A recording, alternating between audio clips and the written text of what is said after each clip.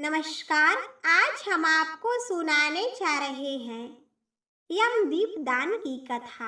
बहुत समय पहले हंसराज नाम का एक प्रतापी राजा था।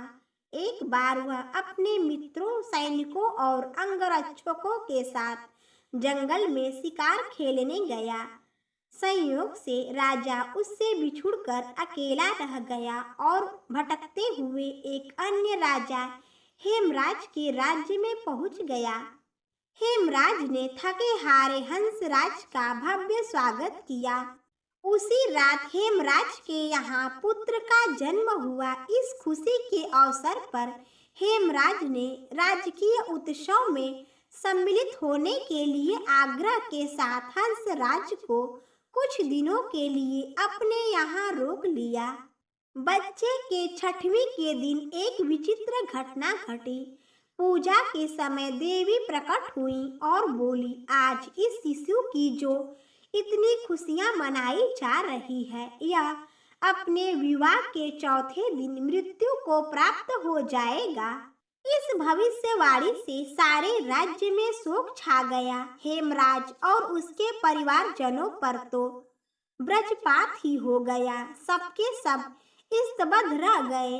इस शोक के समय हंसराज ने राजा हेमराज और उसके परिवार को ढांढस दिया, मित्र, आप तनिक भी विचलित न हो। इस बालक की मैं रक्षा करूंगा। संसार की कोई भी शक्ति इसका बाल बाका नहीं कर सकेगी।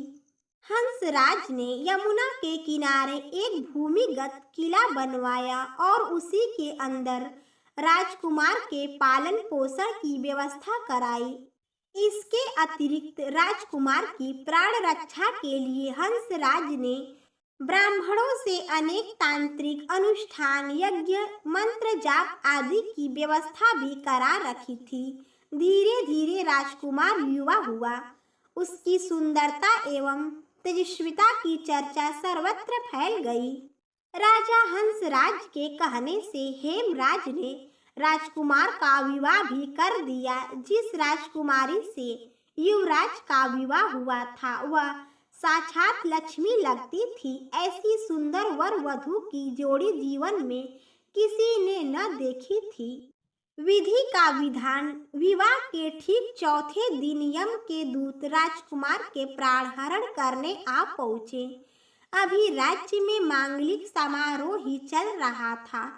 राज परिवार और प्रजाजन खुशियां मनाने में मग्न थे। राजकुमार और राजकुमारी की छवि देखकर यमदूत भी विचलित हो उठे, किंतु राजकुमार के प्राण हरण का अप्रिय कार्य उन्हें करना ही पड़ा।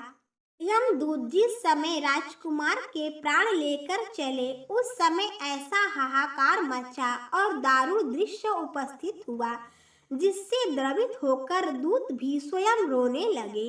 इस घटना के कुछ समय पश्चात एक दिन यमराज ने प्रसन्न मुद्रा में अपने दूतों से पूछा, दूतों, तुम सब अनंत काल से पृथ्वी के जीवों का प्राण हरण करते आ रहे हो। क्या तुम्हें कभी किसी जीव पर दया आई है और मन में यह विचार उठा है कि इसे छोड़ देना चाहिए?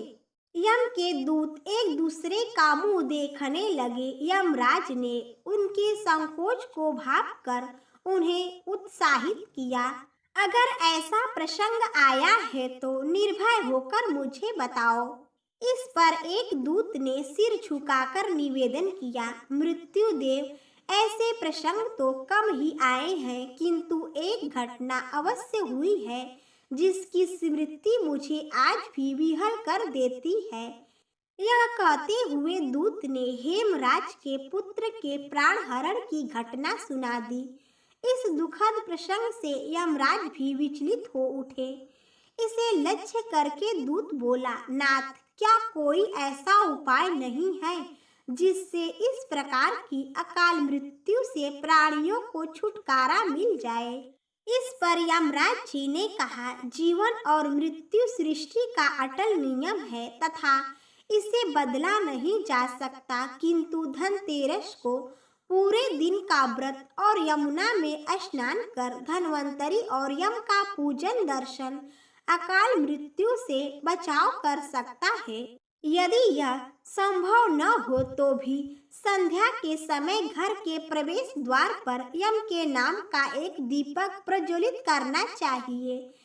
इससे असामयिक मृत्यु और रोग से मुक्ति जीवन प्राप्त किया जा सकता है।